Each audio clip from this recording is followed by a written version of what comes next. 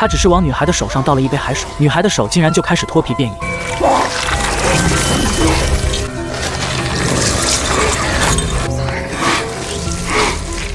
故事要从一艘出海的渔船说起。今天是他们收获的日子，伴随着渔网被拉上船，渔民突然发现今天的渔获中似乎混进了什么不一样的生物。他们想凑近点看看到底是什么，可下一秒，突如其来的变故瞬间吓到了所有人。渔民拿起鱼叉就想对付这个怪物，可他们连怪物的样子都没看清，就有一个人被像鱼尾一样的东西甩飞了出去。紧接着怪物又瞬间钻进了货舱底部，而刚刚被甩飞的渔民已经被洞穿了胸膛。船长见状赶紧呼叫海警的帮助，但就在等待的时候，他们突然听到了一阵非常美妙的歌声。很明显，这是货舱底下的怪物传出来的。他们刚想打开看看是怎么回事，可下一秒，一架武职带着特种兵就绳降到了船上。特种兵的目的非常明显，他们带走了受伤的渔民，然后又利用麻醉带走了货舱的怪物。时间来到了第二天，岸边的城市，昨晚的渔民也已经回到了当地的酒吧。对于昨晚的经历，他们全部毫无保留告诉了一个叫小本的男人，因为小本是海洋生物的专家，他们想通过小本看能不能知道那到底是什么东西。毕竟在他们的所见中，那怪物实在是太像传说中的美人鱼了。然而即使他们描述的再惟妙惟肖，小本都以为那只是传说中的东西，根本不信。可他却怎么也没想到，此时某地的军事基地内，一条渔民口中的美人鱼正躺在他们的鱼缸中。随后，小本照常跟朋友来到海边玩耍。此时，一名小孩为了更好的体验自己的冲浪板，他竟自己滑到了深水区。而他才刚来到这里，就察觉到了水底好像有什么动静。紧接着，前方突然浮上来了一个鲨鱼头，但也就仅仅只是一个没有身子的鲨鱼头。小本通过勘察发现，这个鲨鱼头伤口异常诡异，明显不是他已知的任何生物造成的。为了知道到底什么生物造成的伤口，小本本想回到市区去查找资料，却没想到开车在路上的时候，差点就撞到了一名女子。小本想过去看看女子是怎么回事，可才刚下车，女子就晕倒在了他面前。无奈，小本只好带着女子一起回去市区，同时还为他呼叫医生来治疗。但当他们回到小本家里时，女子就醒了过来。女子醒来后行为也异常怪异，而且她好像并不会说话。小本以为她是和家人走散了，正想问问是怎么回事，可下一秒女子竟然直接唱起了歌。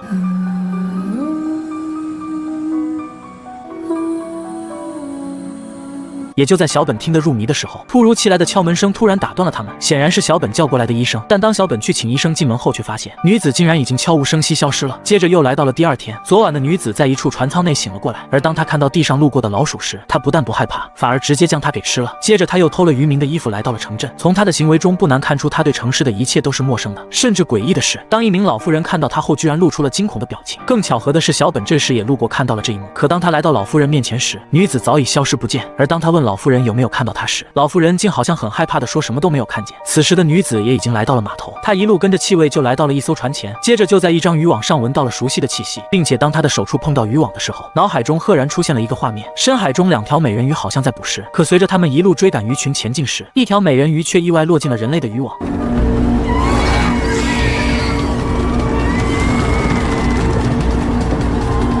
很显然，她落入的就是女子眼前的渔网。那么这个女子也就是另一条美人鱼变成的人类。她继续一路向前寻找着什么。女子找到了一处人家门外前，还学会了一句英语 I am Rin. Hello, Rin. 瑞恩继续前进，来到另一处人家。面前的男人看她好像是个孤身的女子，便想问她需不需要帮忙。然后什么都不懂的瑞恩就坐上了他的车。可没想到男人并没有带她去找美人鱼，反而是带她来到了一处丛林。接着他竟然试图猥亵瑞恩，但也就在他爬到瑞恩身上的时候，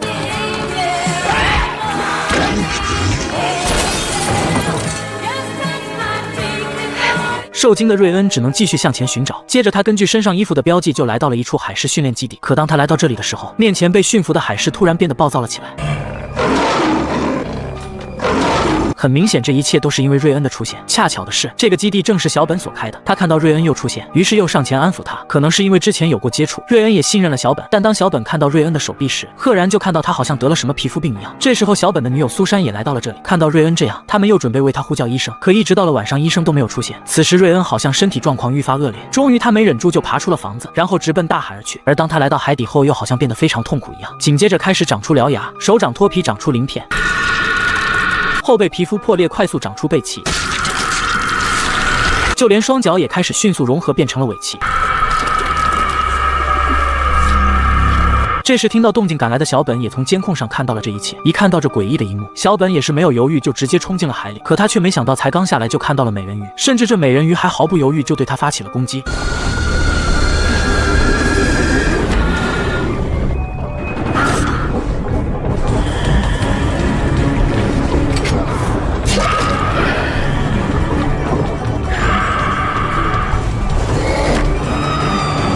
小本拼死向着岸上游去。幸运的是，岸边正好有一根铁管，所以他幸运赶走了美人鱼，捡回一条命。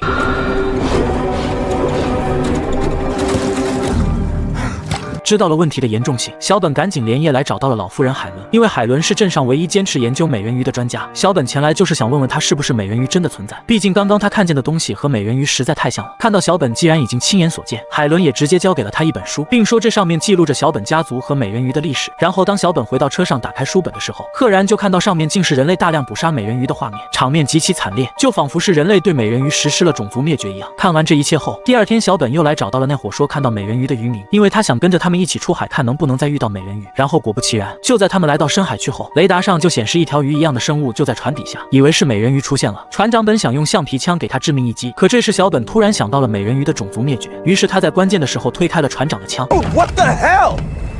You don't want to do that. That could kill it. You said you came out here to help us. I had a clean shot until you stepped in. 虽然小本推开船长的枪救了美人鱼一命，但美人鱼好像并没有要离开的意思，并且同时还在发出哀嚎声。小本见状也是没有丝毫犹豫就跳到了水里，本以为会再见到美人鱼，可他却发现这些哀嚎声竟然来自卡在螺旋桨上的仪器。将仪器拿上来后，小本认为这可能是多普勒流速剖面仪，但面前这个明显是被人改装过，他发出的声音酷似美人鱼的声音，这就说明是有人想利用这个仪器诱捕美人鱼。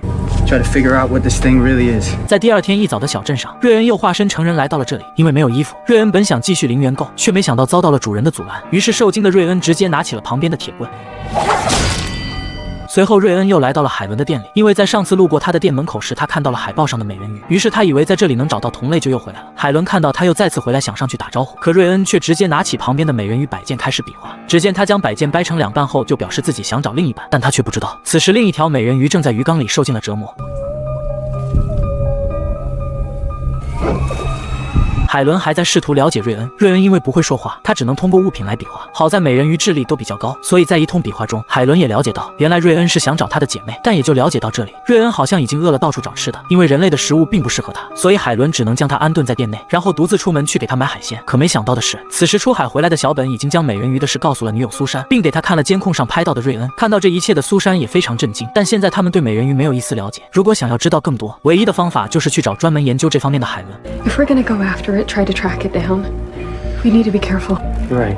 这时候海伦也买好海鲜回到了店内，但他才刚回来，小本他们也随后而至。看到他们不请自来，海伦本想请他们出去，可小本却突然拿出了昨晚带回来的多普勒流速剖面仪。小本本想让海伦听一下这上面的声音，看能不能听懂，但他才刚打开，这惨烈的声音就引起了瑞恩的共鸣。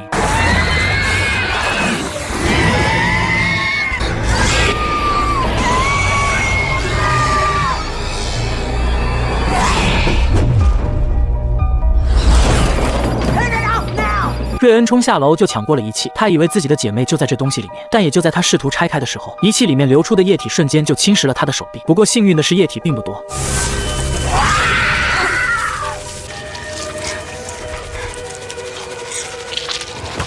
终于，他们所有人都安静了下来，因为对小本有着信任。瑞恩相信了他们能帮自己找到姐妹，可现在的问题是，他们除了仪器外就没有任何线索了。而此时，瑞恩的姐妹依旧还是被困在浴缸内，受尽了折磨。不知道是感觉到了姐妹的痛苦，还是心急，瑞恩半夜悄悄溜进了海伦的卧室，然后拿走了一把匕首，向着外面走去，就好像他感知到了姐妹的方向一样。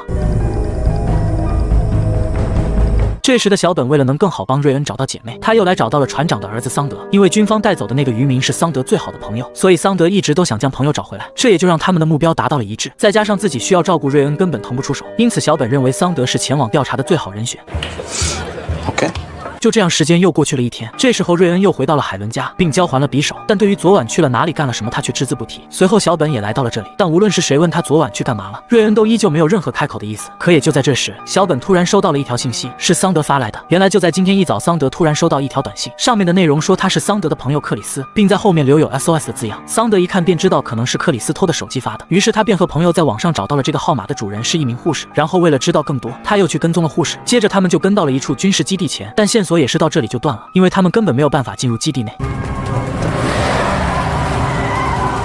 现在的问题是瑞恩根本就不像是个人类，所以小本他们就将他带回了自己的救助站。他们在这里想要教会瑞恩讲更多话，并试图了解他们美人鱼一族。通过瑞恩，他们也知道了，原来他们美人鱼都是可以变成人类的模样上岸的。不过那个转变过程非常痛，所以他那天晚上变身后，小本突然进到水中时，他才发起了攻击，并且他们美人鱼一族还有更多同类，他们几乎不会变身来到陆地上，因为他们觉得陆地上的危险远远超过了海洋。接着他们又发现瑞恩的智力非常高，他仅仅看了一眼就能快速完成灵长类动物测试题，而且他的体重竟高达190磅，甚至力量还异常强大。然而也就在他们测试这些的时候，救助站的另一名员工突然来上班了。虽然瑞恩已经会讲大部分英语，没有遭到怀疑，但令他们还是没想到的是，就在小本和苏珊商量该怎么办的时候，瑞恩居然独自来找到了来上班的同事。可能是由于美人鱼特有的吸引力，同事居然想要邀请瑞恩参加派对，然后不谙世事的瑞恩居然还同意了。Go. You will take me. 等小本他们商量完后，瑞恩早已被带离了救助站。好在同事发在社交平台上的照片被苏珊看见了，于是他们又马不停蹄赶到了派对现场。但也就在他们刚找到瑞恩的时候，他突然被正在跳舞的人一屁股撞到了水里。本以为瑞恩的身份就要泄露了，却没想到瑞恩居然并没有变身。同时不知道什么原因，警方也来到了这里，害怕瑞恩被发现，苏珊赶紧带着瑞恩躲了起来。小本则留下来周旋着警方。在周旋的时候，小本也了解到，原来警方是来找瑞恩的，因为他们接到报警，发现了那个被瑞恩杀死的男人，并且通过被丢铁棒的女人描述画出了瑞恩的画像。现在瑞恩就是警方的嫌疑人，虽然这并不影响瑞恩的真实身份，但小本却没想到，就在军事基地内，军方已经通过多普勒流速剖面仪传回来的画像锁定了他。也是因为这些，他们只能暂时放弃继续研究已经奄奄一息的美人鱼。Testing is suspended indefinitely.